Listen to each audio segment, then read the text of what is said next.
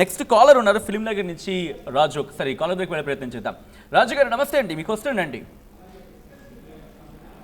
Hello రాజు, నా మాట వినిపిస్తుందా అండి?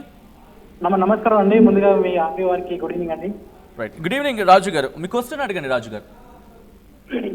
చూసానండి, నిన్న మేము పోలింగ్ చాలా వరకు చూసాము. యాక్చువల్గా ఏంటంటే పోలింగ్ అనేది చాలా తక్కువ జరిగింది. రాజు అడగండి. ఇప్పుడు నిన్న జరిగినటువంటి ఎలక్షన్లకు మాత్రం ఖచ్చితంగా బీఆర్ఎస్ అనేది మొదటి స్థానంలో ఉంటుందని మా నమ్మకం. ఒకటి ఏంటంటే నవీన్ యాదవ్ గారు చాలా కొంచెము యాదవ్ల పరంగా కానీ కొంచెము వాళ్ళ పరంగా కొంచెం ఎక్కువగా ఏంటంటే అతి ఉత్సాహం కూడా పనిచేయదని నేను తెలియజేస్తున్నాను. ఎవరికి అతి ఉత్సాహం? నవీన్ యాదవ్ గారికి. ఓకే, కొంచెం వాళ్ళ క్రౌడ్ చూపెట్టుకోవడం కానీ ఏదైనా ఉంటే జెన్యున్ గా నిజాయితీగా హంబుల్ గా వెళ్ళాలి. ఓకే రైట్, మీరు అంటుంది బీఆర్ఎస్ విజయం సాధించవచ్చు అనేది మీ అభిప్రాయం, రైట్? తప్పకుండా అండి. నా పేరు పురం రాజు, కరీంనగర్ నుండి మాట్లాడుతున్నాను. రైట్, థ్యాంక్ యూ రాజు గారు కాల్ మాట్లాడినందుకు. ఒకసారి ఈ అంశానికి సంబంధించి బీజేపీ దగ్గరికి వెళ్ళే ప్రయత్నం చేస్తున్నాను. రాజు నేత వాళ్ళు అంటుంది ఏంటంటే కనుక కాంగ్రెస్కి సంబంధించి కాస్త పాయింట్స్ రైజ్ చేస్తున్నప్పటికీ బీఆర్ఎస్ ఇక్కడ అధికారంలోకి రావచ్చు, బట్ బీజేపీ ఎక్కడ పేరు వినిపించట్లేదు.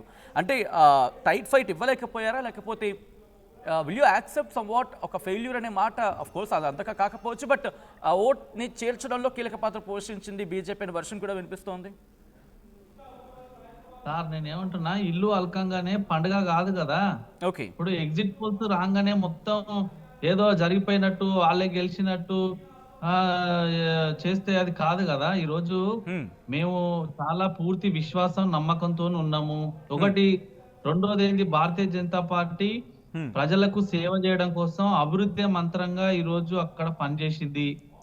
గతంలో మా అభ్యర్థి పోటీ చేసి దాదాపుగా 25,000 ఓట్లు వచ్చినాయి, ఓడిపోయిండు. అయినా కూడా ప్రజల్లోనే ఉన్నాడు, తిరిగిండు.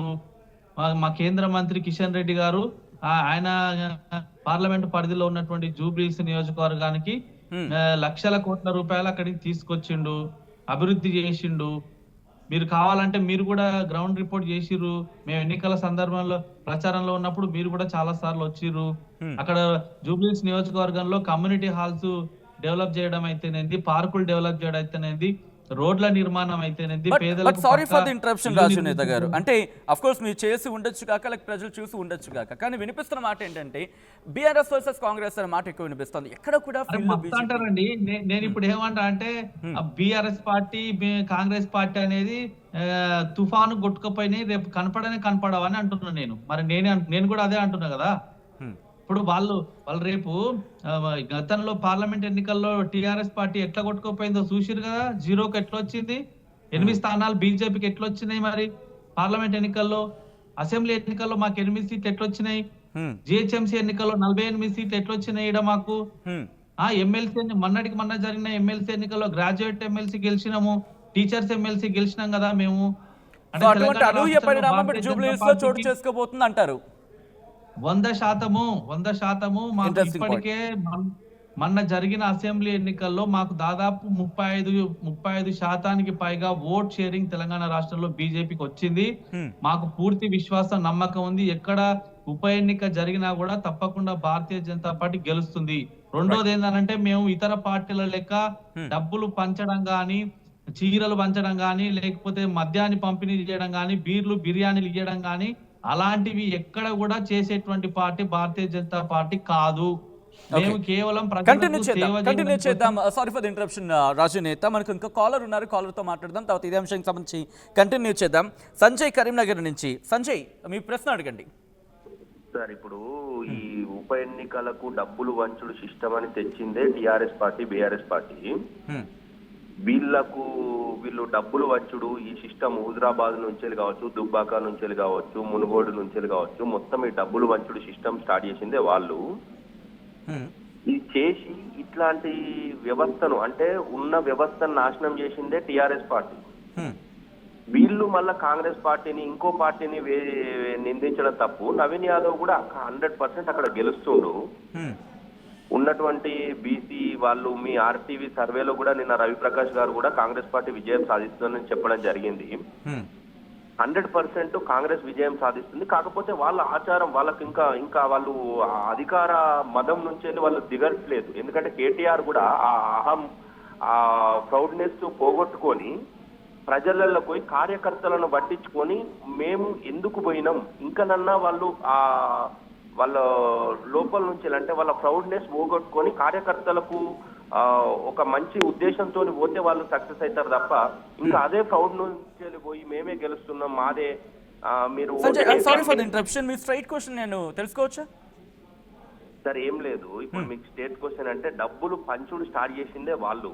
ఓకే, ఇప్పుడు వచ్చి అంటే లేనిపోని అంటే నిందలు ఇతర పార్టీల మీద వేస్తున్నారు, వాళ్ళు అది మార్చుకోవాలనేది మా ఉద్దేశం. కాంగ్రెస్ పార్టీని మీరు అంటోంది? కాంగ్రెస్ పార్టీని కాదు, టిఆర్ఎస్ పార్టీ ఏదైతే ఉందో ఇన్ని రోజుల క్రితం అంటే హుజరాబాద్ ఎన్నికలలో కావచ్చు, మునుగోడు ఎన్నికలలో కావచ్చు, దుబ్బాక ఎలక్షన్స్ లో కావచ్చు, అడ్డగోలు డబ్బులు వంచి విచ్చలవిడిగా చేసింది వాళ్ళు. ఇప్పుడు ఇతర పార్టీల మీద ఇతర క్యాండిడేట్ల మీద వేయడం వాళ్ళ పద్ధతి కాదు అని అంటున్నాం. Right, interesting question. నేను మాట్లాడే ప్రయత్నం చేద్దాం. రెండు పార్టీ నుంచి వర్షన్ తెలుసుకుంటాను. Thank you so much Sanjay for calling. Vijay Kumar గారు, ఫర్ సపోజ్ ఒక పార్టీ దగ్గర డబ్బులు తీసుకుంటారు, ఇంకో పార్టీ కూడా డబ్బులు తీసుకుంటారు. ఓటర్ అనేవాడు ఒకప్పుడు ఎలా ఉండేవాడు, ఇప్పుడు ఎలా ఉన్నాడు? ఎందుకంటే సమ్వాట్ వినిపించే మాట ఏంటంటే ఎవరి దగ్గర తీసుకున్నా వాడు ఎవరని కూడా వాళ్ళకి వేస్తాడని చెప్పి. నిజంగా ఇది ఇంపాక్ట్ చూపిస్తుందా? అంటే క్లాసిఫికేషన్ ఎలా ఉంటుంది? ఎవరు దానికి ఇన్ఫ్లుయెన్స్ ఎక్కువ అయ్యే అవకాశం ఉంది నిజంగా? ఎందుకంటే రాజకీయ పార్టీ చాలా తెలుగుగా వ్యవహరిస్తాయి విషయంలో. అనవసరంగా మనకు వేయడానికి ఇచ్చే ఛాన్సెస్ కూడా ఉండవు. How you see? ఎందుకంటే ఇంత లాంగ్ కెరీర్ని మీరు చూసారు, ఆ క్లాసిఫికేషన్ ఎలా ఇస్తారు?